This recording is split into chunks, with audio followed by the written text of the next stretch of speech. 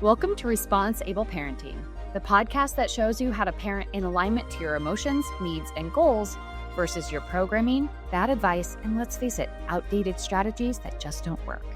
You'll get in the trenches support on nervous system and emotional regulation, critical mindset shifts, stronger communication strategies, and more. In this podcast, you'll gain transformational tools that take you from reacting to every frustration to responding with clarity, regulation, and finally setting the example you desire for your kids. I'm Becky Jennings, your new parenting coach, and this is the ResponseABLE Parenting podcast. Let's get into it. Hello, everyone. Welcome back to another episode. I am so excited, and this probably episode I'm probably going to be asking for my own questions because because of where I'm at in parenting, right? But I am so excited to talk to Dr. Bethany. She's a behaviorist, a sensory specialist. She's the author of Ease the Pain in the Classroom.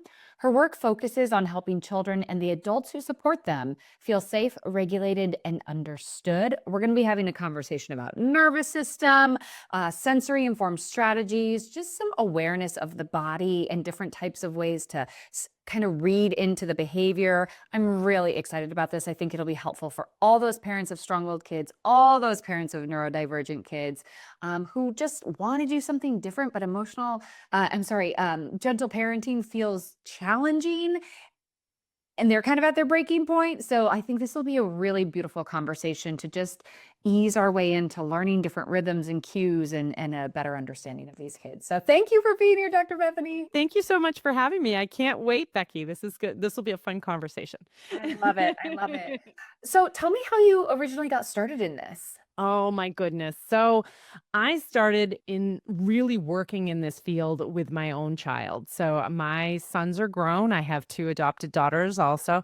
And when my oldest son was about 18 months old, he was really struggling in a sort of daycare environment. And he was that kid that was asked to leave. You know, I constantly got those phone calls and they were like, "You've got the kid that bites." And I would be like, "Oh, the phone would ring and you're like, I don't want to answer it." Yeah. And he was asked to leave 3 different daycares.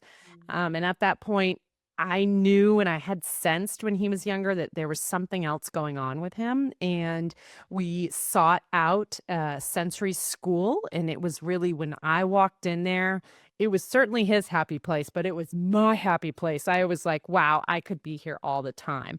And at that point, I was working with adults with disabilities and writing curriculum for school districts. And I just got further and further into kind of searching for how to support him in a way that was ethical, as well as really honored him as a person and didn't look at necessarily changing him, but giving him the tools to make himself the most successful as he possibly could be in different environments and how that really worked. So I worked with thousands of different experts in a variety of fields to get him to a point where he felt really safe and regulated and confident in school and was able to really make things work, and which helped me tremendously. I was a foster parent for years, and really worked in a lot. I've worked in so many homes helping parents, and many times you feel like, my gosh, I'm struggling. Am I the right parent for this kid? Can I actually do this? And one thing is, you're all doing your hardest. We're all doing our hardest. Give yourself grace. And a pat on the back because you're questioning it and you're asking yourself, what else can I do? Because I am really struggling.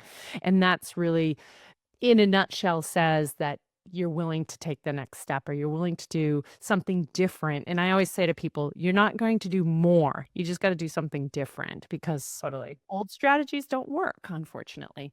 Yep. No, and that is really what took me down that road. Yeah. I mean, that couldn't be more accurate to what was going on. We were the family getting the phone calls. We were, struggling both in the classroom and at home. And it really does. It's this primal takeover of like, I got to figure out how to support this child in a different way. We were also dealing with the death of my son. And so it was like a whole cacophony of just like nervous system overwhelm that I didn't really realize was so central to parenting.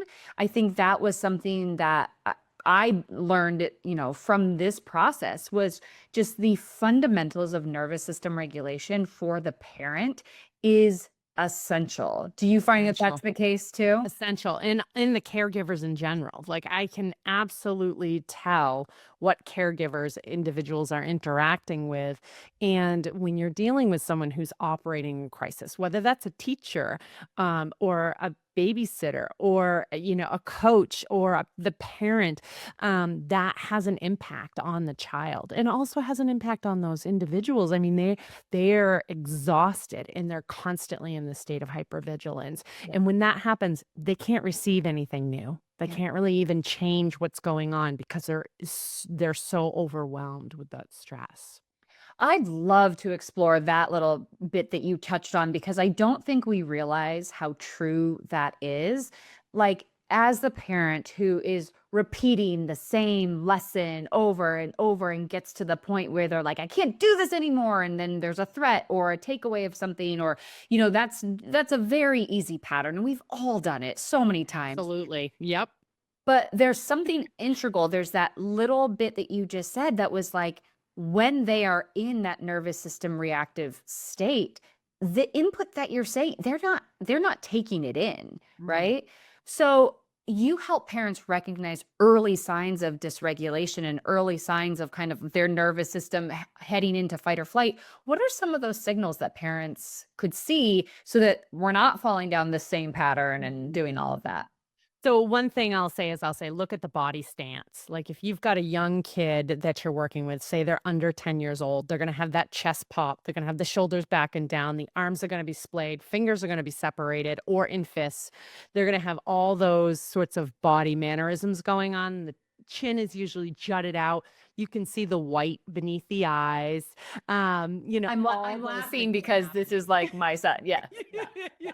We've Yeah. all been there. We've all Yeah. seen that stance. You know it's Yep. coming, and so in the same thing, and with the parent, you can see it too because they're breathing in that upper part of the lung capacity, Mhm. and they're oftentimes mouth breathing. So if you notice that about yourself, if all of a sudden you're like, wow, I'm breathing through my mouth and I've taken a lot of breaths, I keep taking breaths and taking breaths, that's another sign that you're getting to that point. You might need a break. And sometimes that has to be I need to go to the bathroom. Even when you don't, you just need to shut yourself in there for a few minutes so Mhm. you don't do something that you regret later or something. So and believe me, we've all done that.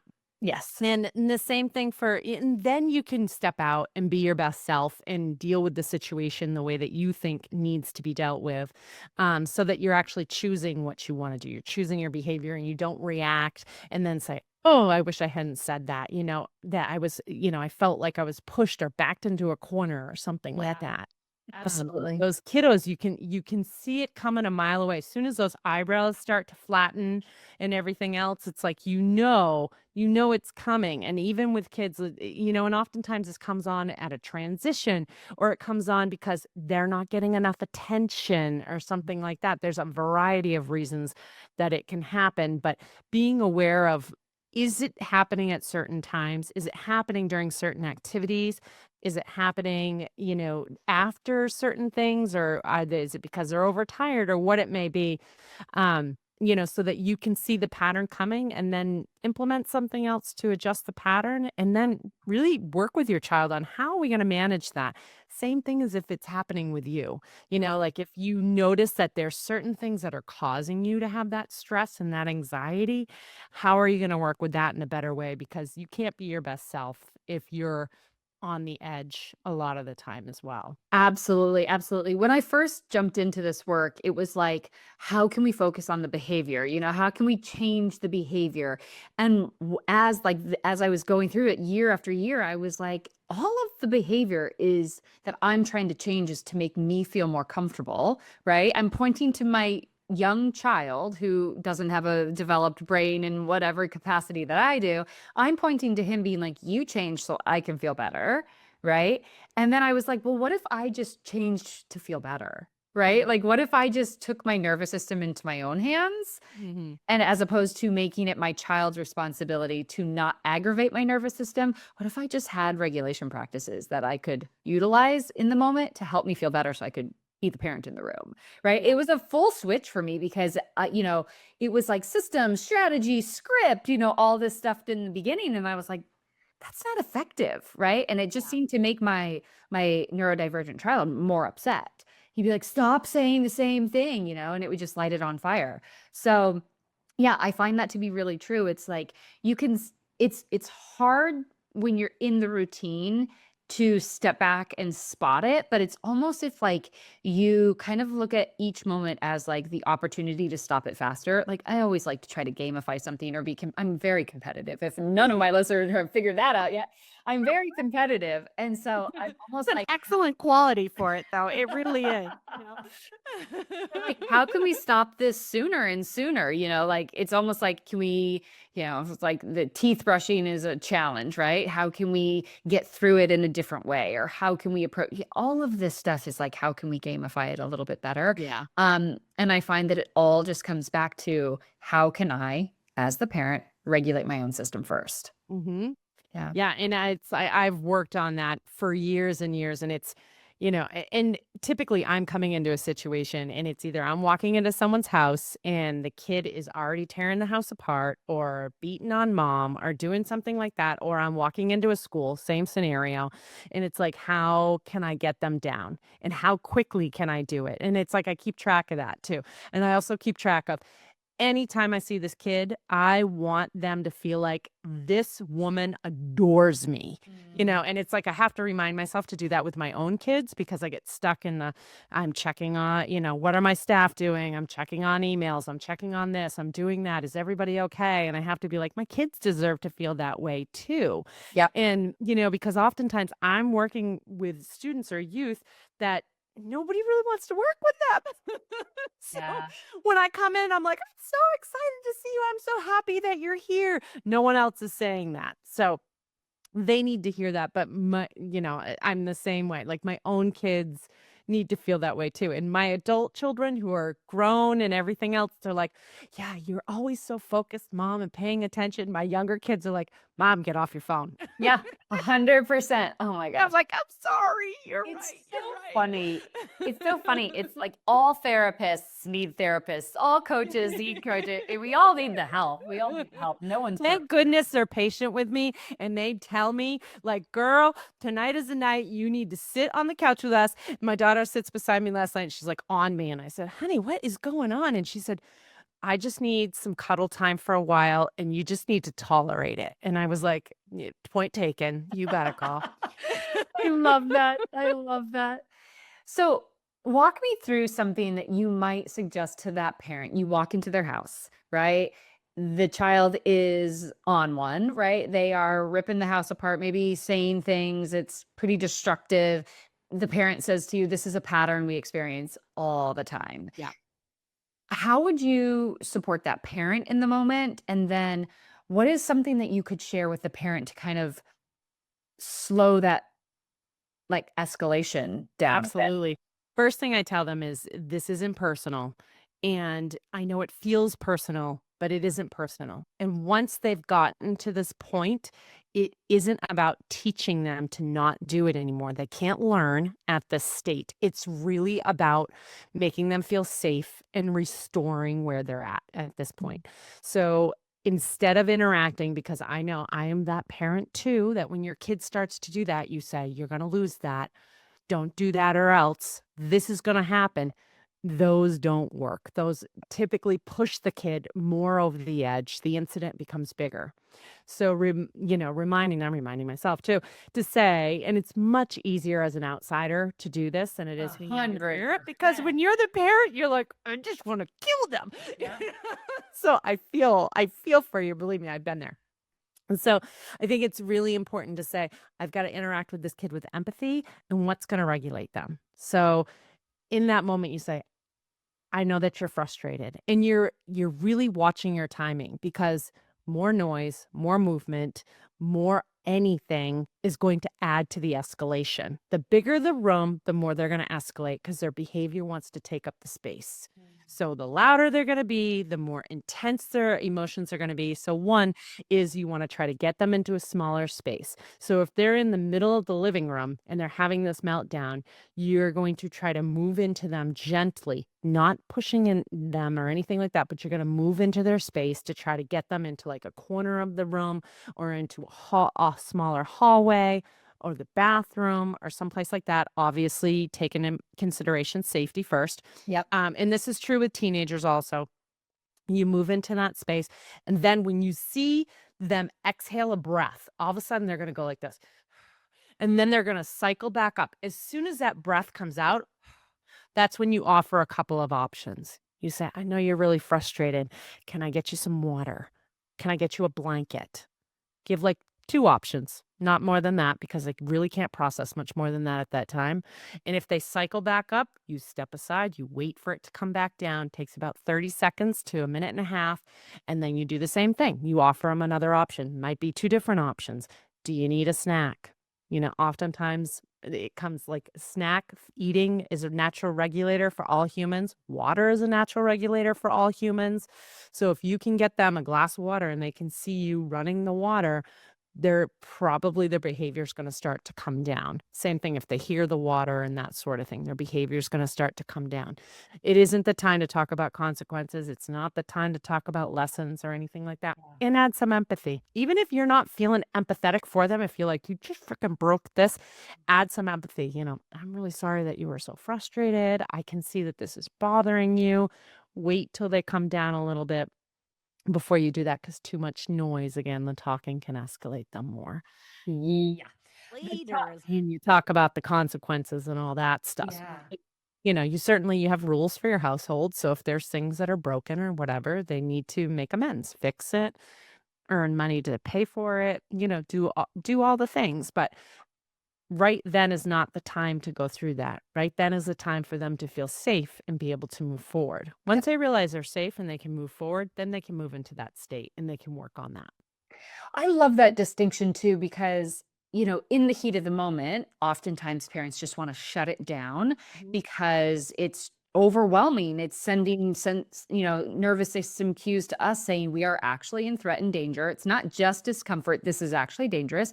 So our natural response is to make it go away, stop it, or flee from it, right? Mhm. So it all makes sense that our default reactive strategies are shut down, our power over this child, make this awful situation end. In the meantime, as we're doing that, right, we are activating their same threat detection system, which is saying, see, this is proof. They are a threat. I should be in fight or flight. This is real, right? So when I try to talk to parents and coach them through, I'm like, let's nervous system to nervous system figure this out. Because if my nervous system is saying this is a threat and I'm responding as such, it's likely that my child's nervous system is also responding as threat. So, 100%. Yeah. yeah. And I love the fact that we often talk about empowering our children with choices, right? We talk about that a lot. I have very rarely heard in that moment offering to completely neutral choices like water, a blanket, a stuffy, something like that. That's not usually, it's like, what would you like? The red cup or the blue? It's like we're Yeah. freaking out on them right back. And it's still focused on the moment versus what the focus should be is de-escalation any way possible.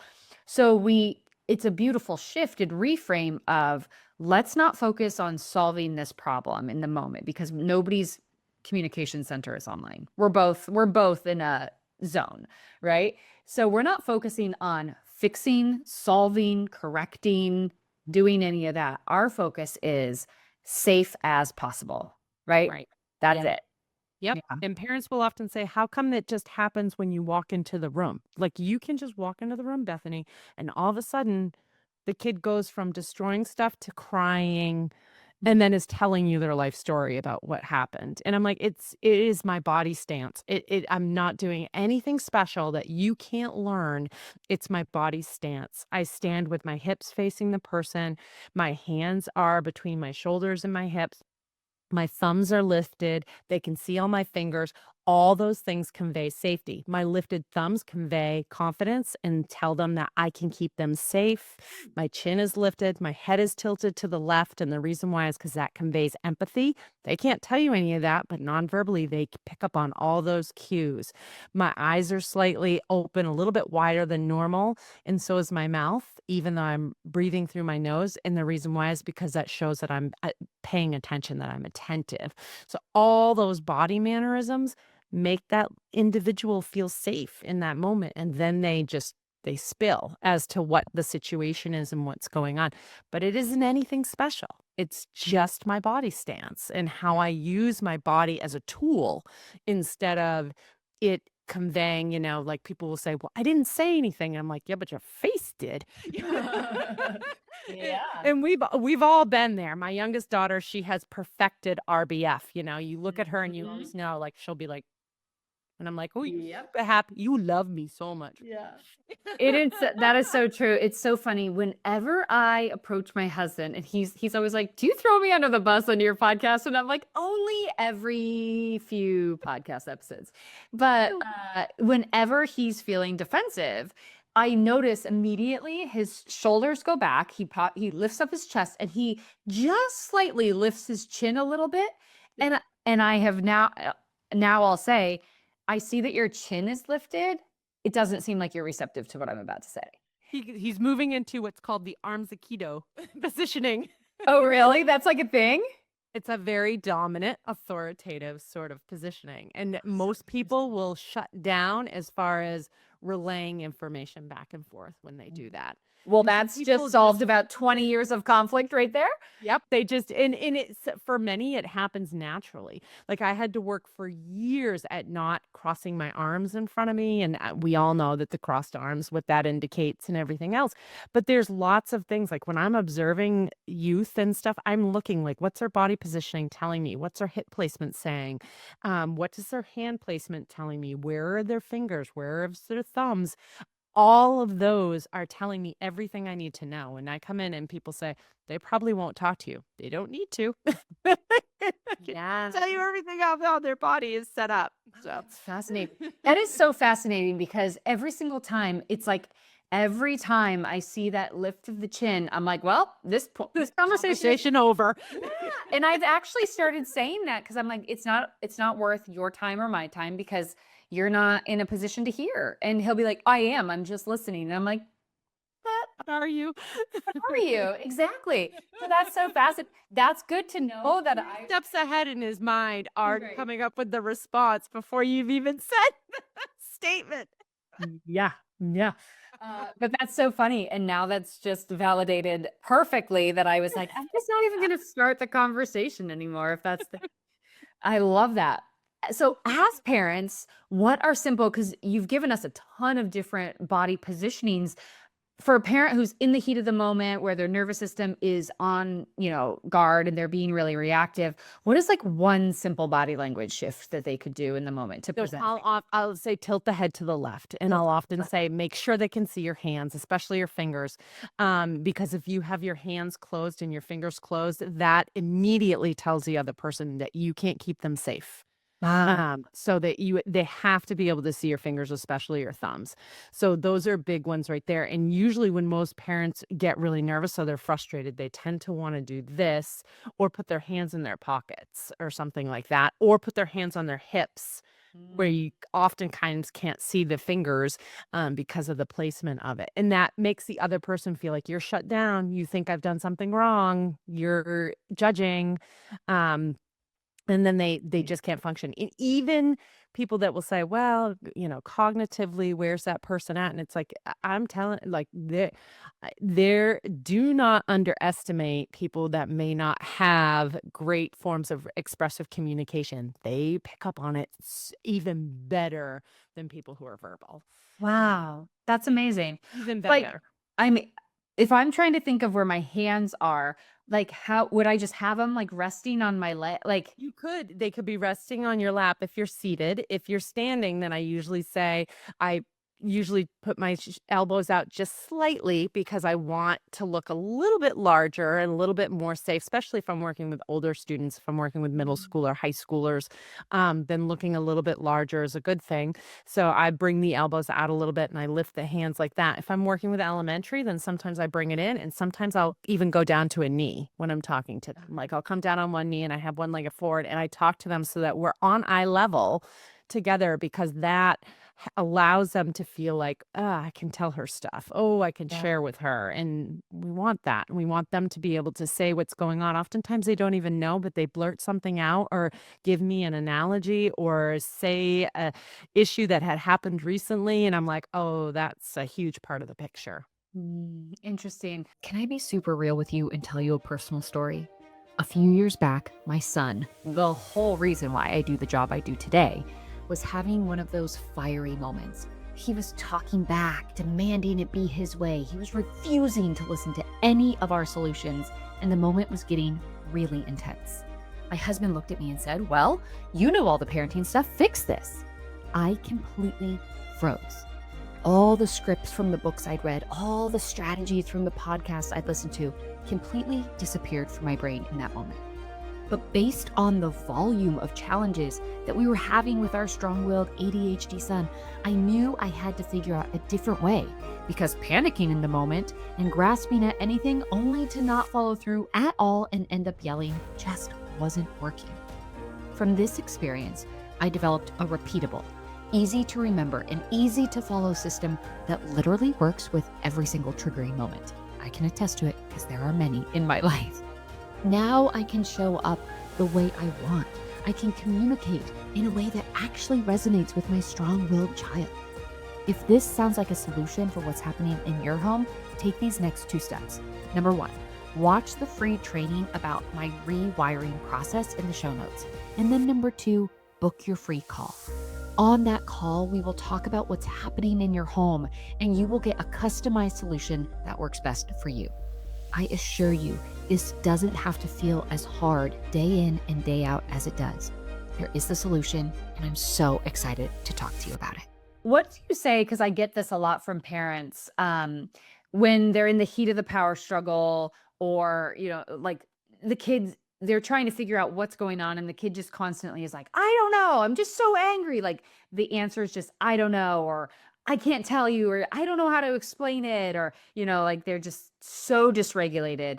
Would we just be going back to the choices there, being like, "Would you like a blanket?" I Or think sometimes, yeah, or table it, and sometimes I'll be like, we're tabling it for now. We're not going to talk about it. I don't want to talk about it for a minute. We're going to play a game instead.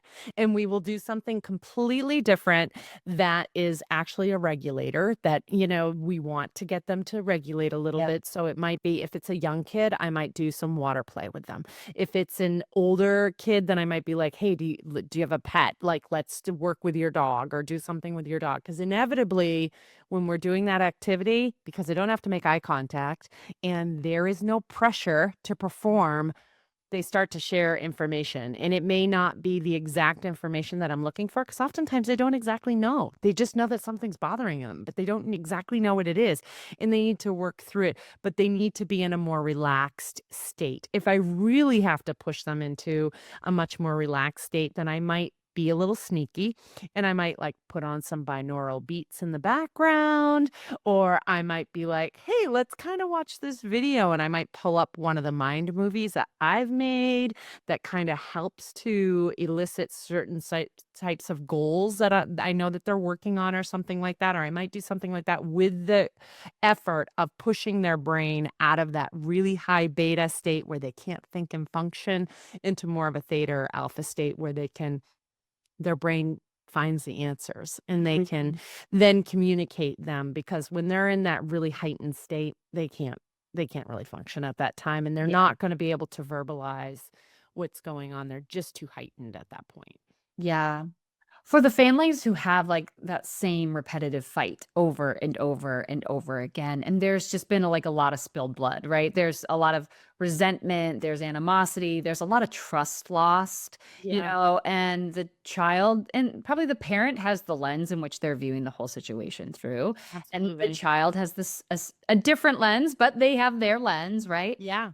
How do you help parents like approach the same recurring challenge that just talking hasn't changed it, punishments hasn't changed it, all of that? It's just we're at a standstill and the behavior is still cycling. Yeah, and don't underestimate the power of sorry. And I know that's a hard one for parents, but I feel like my kids are always teaching me something. My students are always teaching me something. And when I have it wrong, and when even if I've hurt their feelings and I don't think that my behavior was wrong, I still need to apologize because they feel that I have. Right. So usually that apology helps to open the door. And I know that that's hard because a lot of people feel like if you're apologizing, you're saying you've done something wrong. Yeah.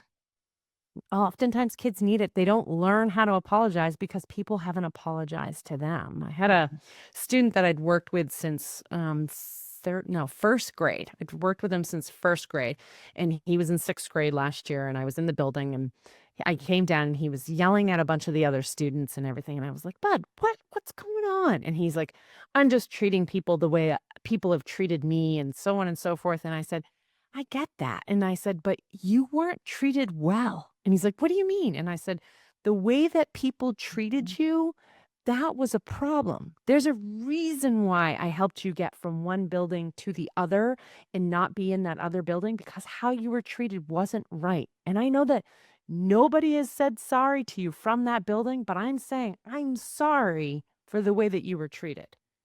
And he burst into tears and then was completely embarrassed that he cried in front of other people. And he said, nobody's ever said sorry. Nobody's ever said sorry or said it was wrong. And I said, it was wrong. Yeah. Just because you're a kid doesn't mean that things that people do to you are okay all the time. Yep. So just like the opening of the door, of this isn't working for either of us, Yeah. right? This pattern, and of course, we're not doing this when we're angry. We're doing absolutely it. not. Yeah. We're doing this when we're calm. But it is that door, and sometimes these kids saying it isn't as impactful. Sometimes, at least I've noticed that my son likes to read it from me, right? He like, if I say it, he'll go, okay, that's okay. And kind of like, I'm too tough to hear that. I'm too cool for school kind of thing. But if I write him a note, you can tell he'll come out and he'll be like, I've read your note. And you can see the message received. I got you. I got you. Yeah. And sometimes I think we're afraid that if we do, it'll diminish our authority as the parent. But what it really does is it opens the door to that connection again. Yeah. Because truthfully, that's what's missing is we're both locked in arms. We're at battle, right? And I think every single time I think about a battle, there's a winner and a loser. We don't we're not both coming out winners on this one. Yeah. So It's hard. And that's what we want. And I've said that to kids before too. I've said to students, what can help you feel the safest or what can help you move forward in the situation.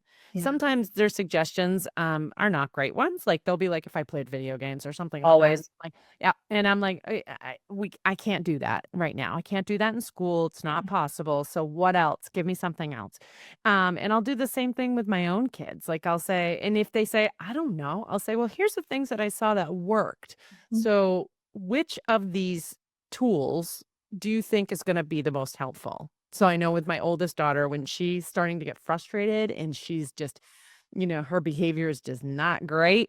She's like, if you hug me, because she needs that compression. She's like, or if I go take a shower, because as we know, water's a regulator. So I'm like, okay. So those are the ones that we employ for her when she starts to feel like she's slipping and having some issues, gaining her footing and starting to act in a way that's not going to serve her or serve us because it drains us too. And sometimes as a parent, I don't want to hug her. She's making me mad and I don't want to hug her. But it isn't about me most of the time. So as long as I can do it, and sometimes my husband can look at me and he can be like, oh, if she hugs her, she might squeeze the life out of her. So his sometimes that's a really nice impression, right? It makes us feel great that we're squeezing a little tight. So sorry. But he'll step in and pay things. Can't let you go.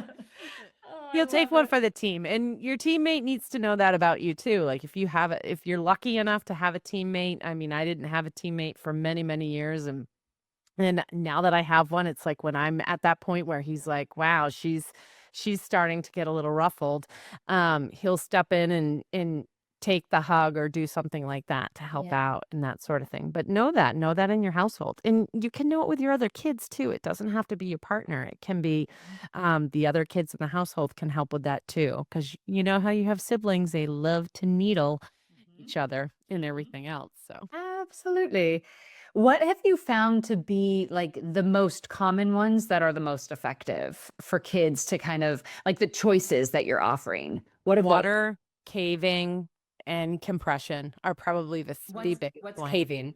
Caving, so when they're in a small space, small, heavy Oh, space. caving. I see what you're saying. Yeah, so, like, that could be them lying on the couch with a blanket on them, and you put the dog on top of them. That could be them going underneath the coffee table, and even teenagers like to do this. That's why they like to wear their hoods and where they wear hats and stuff like that, so just allow them the opportunity to cave more. I love the sweatshirts that have come out that have the hoods that also have the eyes over them. I wish they made one that also was like a turtleneck that could come up at the same time. Um, They but, also recently made one that's compression. yes. Compression hoodie. The Yeah. heavy ones, yeah. So those are great. I mean, because oftentimes if you've got a teenager that's upset, they don't necessarily want to be touched or hugged or something like that. So, Yeah. you've got to find other ways to kind of make that work. Pets work great for that. Water is a great one.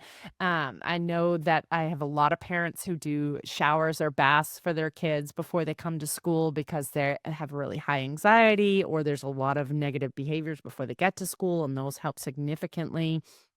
So those ones tend to be the biggest ones that are out there. There's certainly lots of other, little regulators that can help too, but those are the big ones to take the edge off for sure. Amazing. Amazing. And what about for parents? Very similar. I mean, water is gonna work for us too, for Yep. sure. And compression works for us too. I mean, don't underestimate the power of, giving someone else in your household a hug and that sort of thing. That's, why I love my pets and, those sorts of things because those activities really work. For us, caving isn't usually an option. So we can't, really provide that level of self-care, unfortunately. But, sitting with a blanket, meditation, that's huge. I meditate every day. I have for years. A lot of my staff, we all meditate together in the mornings at 4 a.m. And we've done it for years. So that helps significantly. And for us, it's a big one because we've got to be able to go in and we're really the ones who are in charge of these high crisis situations when we're walking into homes or schools. So that's huge. I think also exercise too. It's hard to fit in the movement and that sort of thing, but it is a necessary, very necessary part of life that we, unfortunately, I wish that our lives created more opportunity for that. So being able to fit in movement is huge. Being outside in nature is huge. We have a lot of hiking clubs with our students and things like that, just to get them out and to appreciate, and also to get some sunlight because most of us don't get enough sunlight nowadays, Yeah. especially where I live in the Northeast. We don't Yeah. get enough sunlight. That is not our problem here in Southern California. Um, no, but We're that's so funny. lucky. That's funny that you say that because I think it was either last year, maybe even 2 years ago at this point, my kids were on one and I just kind of hit my capacity. And instead of fixing the moment, because any attempt I had tried was just not working, I sat in the middle of the living room and I took a blanket and I put it over my head. And I sat there and I could hear them still. I knew they were right in the room with me. And all of a sudden they stopped and they're like, "What's she doing? What's she doing?" And so then they came over. Mom, what are Yeah. you doing, mom? Yeah, and they lifted up the blanket, and they're like, "What are you doing?" And I'm like, "I'm just breathing. I'm just slowing myself down." And then they came in with me, and they were, like, sitting and we all sat there in this triangle, and we breathed for, like, a few minutes, but that was caving. I made myself a little cave.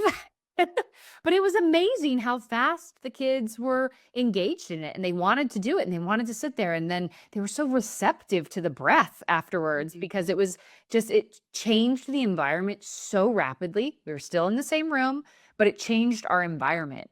in that room. And it was, now I'm like, I should be bringing that back because that's like one of the top Do it. three. Yep. From Dr. Yeah. Bethany, that's one of your top Yeah. three. Yeah. Yeah, it's a huge one. And so every now and then I'll go into a school, and especially elementary schools, and the teachers are saying, well, they're going under the table and so on and so forth. I'm like, are they disrupting other learners? Is it, is this where's the problem coming from? If they are disrupting other learners, absolutely can't happen. But if they're not disrupting other learners, then they're probably trying to regulate themselves so that they can interact or move themselves to the next phase. It's not necessarily a negative.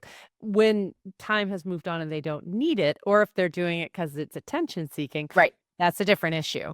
Yeah. And everything else. And I always say, if they're attention seeking, then we're not giving them enough feedback, or the environment's not giving them enough feedback, and we need to work on that also.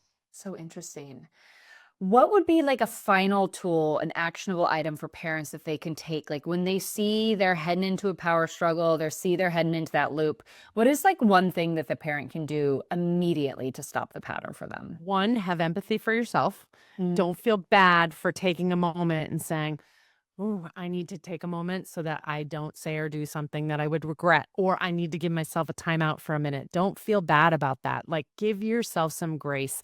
We're often such harsh critics of ourselves, and there's so many things going on that it's really easy to, come down on ourselves and say, gosh, this is too hard for me, or I'm not cut out for this, or whatever it may be, our self-deprecating talk.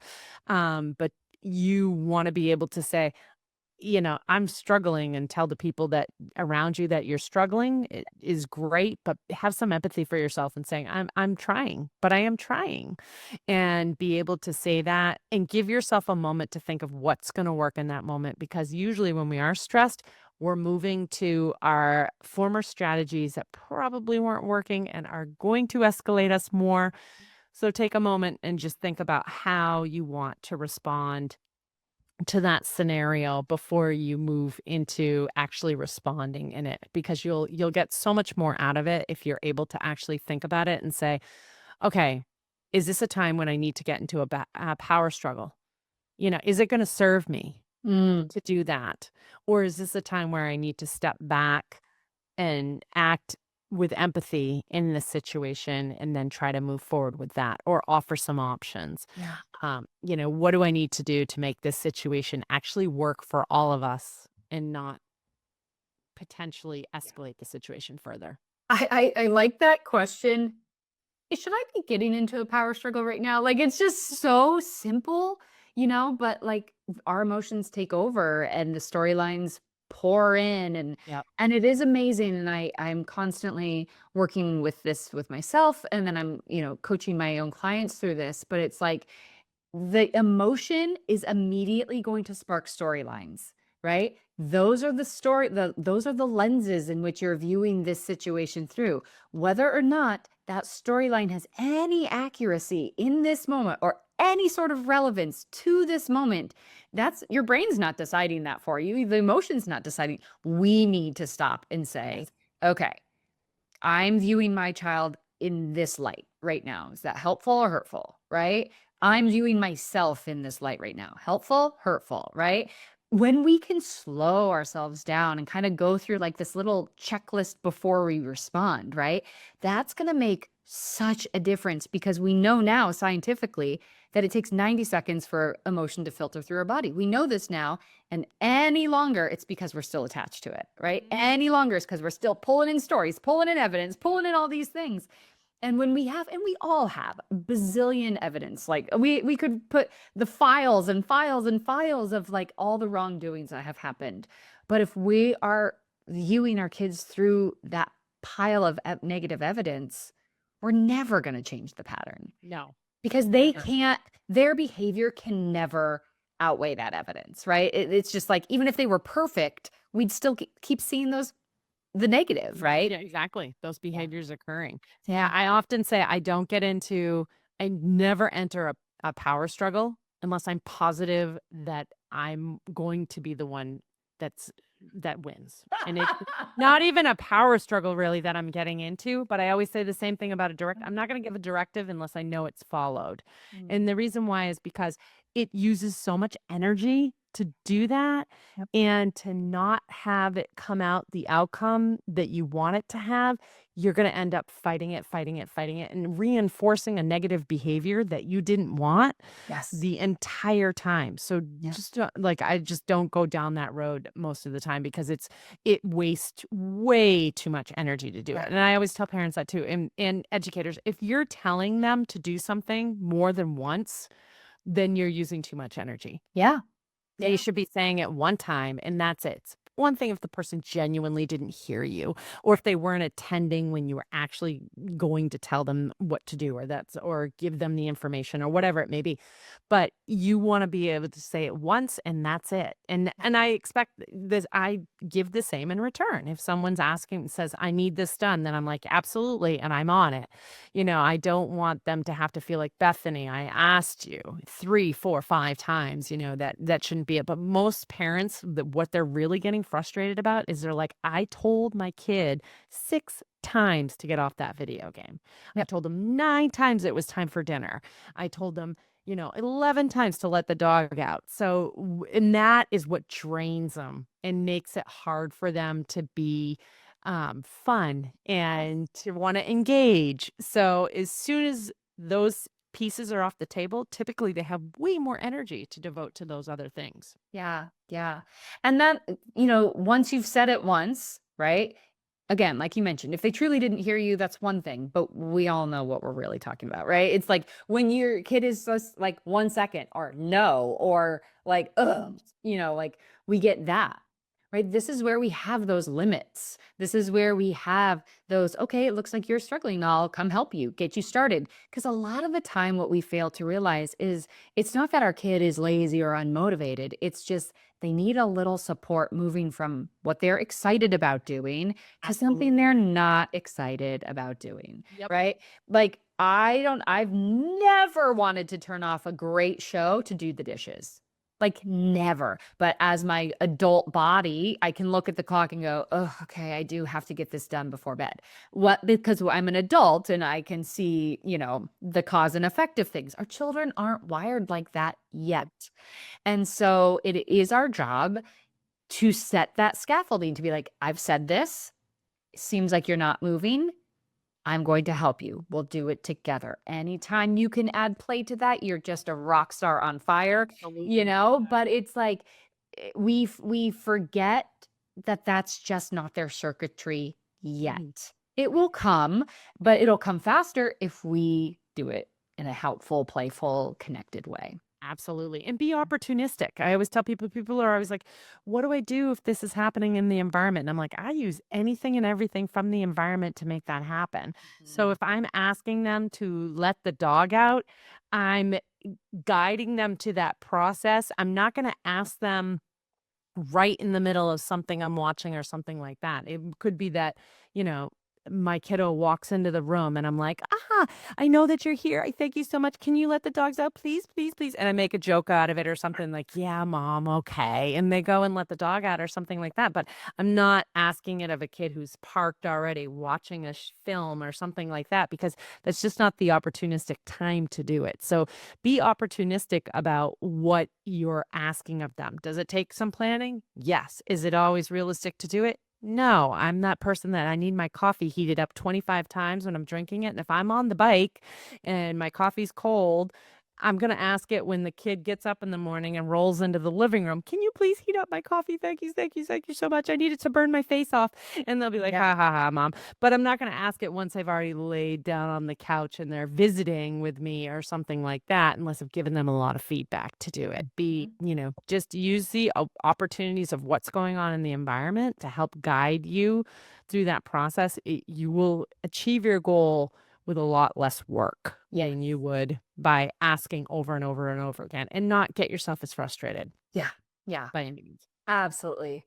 This was so incredibly insightful. I as of today, I am implementing the new strategy of would you like some water or would you like a weighted blanket?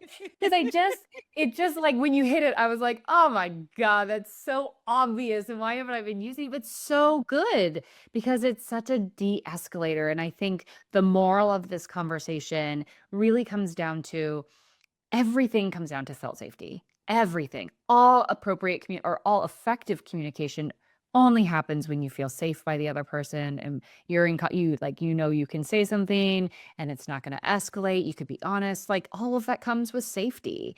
And, our kids' defenses will lower when they feel safe. 100%. Yeah. And I think that is just the central focus of they'll get it done when they feel safe, they'll communicate when they feel safe. And for all those people who are out there who are like, I am trying to create this sense of safety, I am doing it. It's these little things that we're talking about of you just described the whole body positioning and the whole cueing that makes so much sense on how, because they're observing everything, they're like, that didn't feel safe, right? You might be saying it through clenched teeth, didn't feel safe, and we're all a work in progress. This is no judgment or anything, because I've talked through clenched teeth many a time. We all have. We all have. It's just that constant reminder of this is the top of mind, right? Nervous system to nervous system. If my nervous system feels off, I can't co-regulate, right? If my nervous system feels heightened, their nervous system is probably heightened. Different storylines are running through each other's heads, but it's still that core principle. And I just think what a world, what a shift if we just focused on that. it'd be incredible. Yeah. I mean, and you can see it with everyone around you. It's not just in your home or in your school. It is, bless you. Bless you. Shoot. Sorry, I muted, so I didn't mute that, but but you can also see it when you go to a store or something like that, these things happen. And I'll have parents say, what do you mean safety, Bethany? This child was born to me and of course they feel safe. It's in my household, so on and so forth.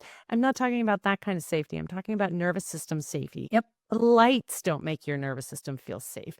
The extra sound doesn't make your nervous system feel safe. The amount of motion and riding in a car and doing all those things can make your nervous system not feel safe. So you can have the most brilliant setup and nurturing environment, but that doesn't necessarily mean that nervous system is going to feel like it is safe. Yep. Yeah. Yeah. We were playing, it was pouring rain. It was been pouring rain for the last 3 days. All the kids wanted to do was watch a show. Can we watch a show? Can we watch a show? My husband and I were like, oh my gosh, we've gotten this request about 5 million times. We ended up playing this game and it's very interactive. It's very physical. And about an hour in, I was like, I am so overstimulated. I don't feel safe anymore. And I went and got headphones and I put on headphones and they were like, why do you have headphones on? I'm like, I just couldn't take all of the noise. And it was an immediate overwhelmed feeling. And I was like, oh, I know how I can correct this. I just need to mute the noise a little bit. I can't tell everybody to be quiet. We're in the middle of this crazy game. That's never going to happen, but I can adjust on my end so that I feel safe. And got through bedtime, totally fine. But I wouldn't have. I knew I wouldn't have, So yeah, absolutely. Well, Bethany, where can people find you? The easiest way to find us is at thebehaviorbootcamp.com. Perfect. I love that. Well, thank you so much for this incredible conversation. I'm sure many people will be heading to that website to check it out. And thank you so much. I really appreciate your time. And I am so excited to employ these new two choices. I just feel like it's going to resonate so much and shift the energy in the household in a big way. I'm so glad. Thanks for having me, Becky. It was great to be here. Thank you. All right, everybody. Have a great rest of your day. Thank you for listening to the ResponseABLE Parenting Podcast. If you like what you heard, please take a moment to rate, review, and subscribe. If you know someone who would benefit from this podcast, I'd be honored if you'd share this episode with them. Until next time, know that you are enough, you are capable, you've made it through all of your hardest days, and we will keep growing on this parenting journey together. This podcast was produced by Kim Kelty and myself, Becky Jennings, and edited by the Kelty Method, Branding and Podcasting.